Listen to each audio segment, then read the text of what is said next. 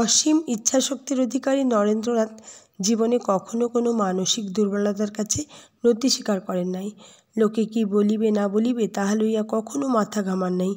জীবনে যখন যেই পথ সত্য বলিয়া নিঃসংশয়ে বুঝিয়াছেন, পারিপার্শ্বিক সব কিছু অগ্রাহ্য করিয়া রশ্মি পাকড়ি আপনার করে বিঘ্ন বিপদ লঙ্ঘন করে সেই পথের উপর দিয়া জীবনের রথ দুর্দম বেগে চালাইয়া গিয়াছেন এবং লক্ষ্যে পৌঁছিবার আগে কখনো থামেন নাই।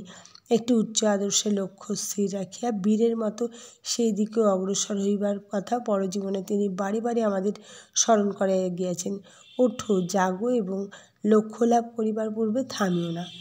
6 বৎসর বয়সে গৃহশিক্ষকের নিকট নরেন্দ্রনাথের পাঠ শুরু হয়। 7 বৎসর বয়সে তিনি মেট্রোপলিটন স্কুলে ভর্তি হন। তীক্ষ্ণ মেধা ও বহুমুখী প্রতিভা ছিল তাহার।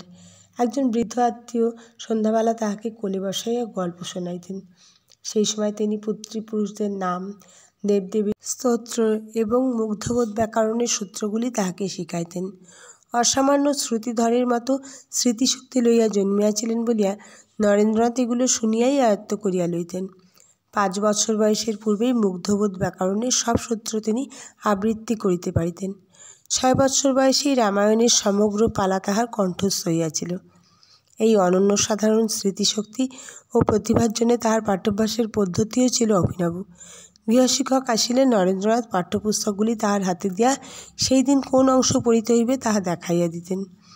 শিক্ষক যেন নিজে পাঠ আয়ত্ত করিতেছেন, এইভাবে বানান করিয়া অর্থ করিয়া সেগুলো পড়িয়া যাইতেন, আর নরেন্দ্রনাথ বসিয়া বা শুইয়া তাহা শুনিতে থাকিতেন। ইহাতেই তাহার পড়া হইয়া যাইত।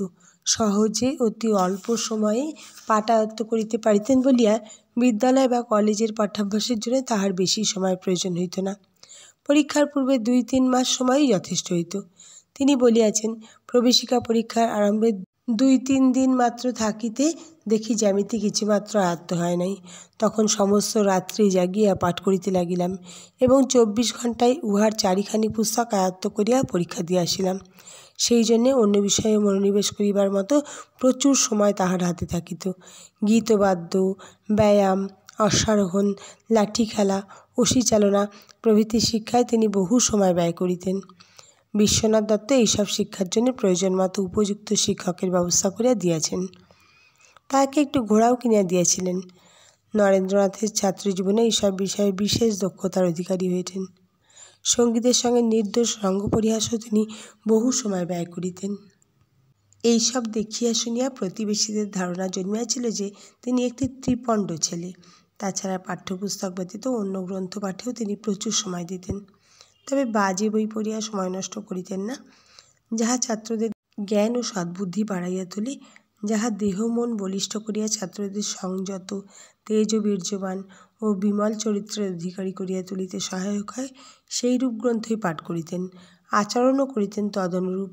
বিএ পাশ করিবার অল্পকাল পরে সৎ সাহিত্যের প্রসঙ্গক্রমে তাহার একজন বন্ধুকে বলিয়াছিলেন, সু বা কু যে কোনো প্রকার ভাব যথাযথ প্রকাশ করিলেও রচনা বিশেষ যদি সুরুচি সম্পন্ন এবং কোনো প্রকার উচ্চ আদর্শের প্রতিষ্ঠাপক না হয়, তা হইলে কখনো উহাকে উচ্চাঙ্গের সাহিত্য শ্রেণীতে পরিগণিত করা যাইতে পারে না। বন্ধুটি তখন একটি পত্রিকার সম্পাদনা করিতেন।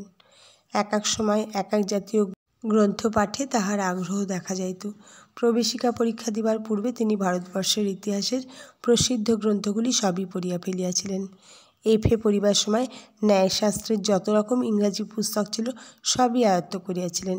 বিএ পড়িবার সময় ইংল্যান্ড এবং ইউরোপের অন্যান্য দেশের প্রাচীন ও বর্তমান ইতিহাস এবং সেই সঙ্গে ইংরাজি দর্শন গ্রন্থগুলি সবই পড়িয়া শেষ করিয়াছিলেন। তাছাড়া বিজ্ঞান প্রভৃতি বিষয়ক বহু গ্রন্থ তিনি ছাত্রজীবনেই পড়িয়াছিলেন। এই গ্রন্থপাঠের অভ্যাস তাহার বরাবরই ছিল। অন্যান্য সময়ে তো কথাই নাই। পরিব্রাজক বেশে ভারতময় ঘুরিয়া বেড়াইবার সময়ও তিনি বহু গ্রন্থ পাঠ করিয়াছিলেন। এইভাবে বহু গ্রন্থ পাঠের জন্যে এবং অখণ্ড ব্রহ্মচর্য পালন, একাগ্রতার সাধনা ও অনন্য সাধারণ স্মৃতিশক্তির ফলে তাহার মধ্যে অতি দ্রুত পঠন শক্তির ও যাহা একবার পড়িতেন তাহা চিরদিন মনে রাখিবার ক্ষমতার অভূতপূর্ব বিকাশ ঘটিয়াছিল। এই বিষয়ে তাহার পরবর্তী জীবনের কয়েকটি ঘটনা উল্লেখ করিতেছি। নরেন্দ্রনাথ তখন স্বামী বিবেকানন্দ বেলুড় মঠে রহিয়াছেন। মঠের গ্রন্থাগারের জন্য এক প্রস্থ এনসাইক্লোপিডিয়া ব্রিটানিকার অল্প কয়েকদিন পূর্বেই ক্রয় করা হইয়াছে।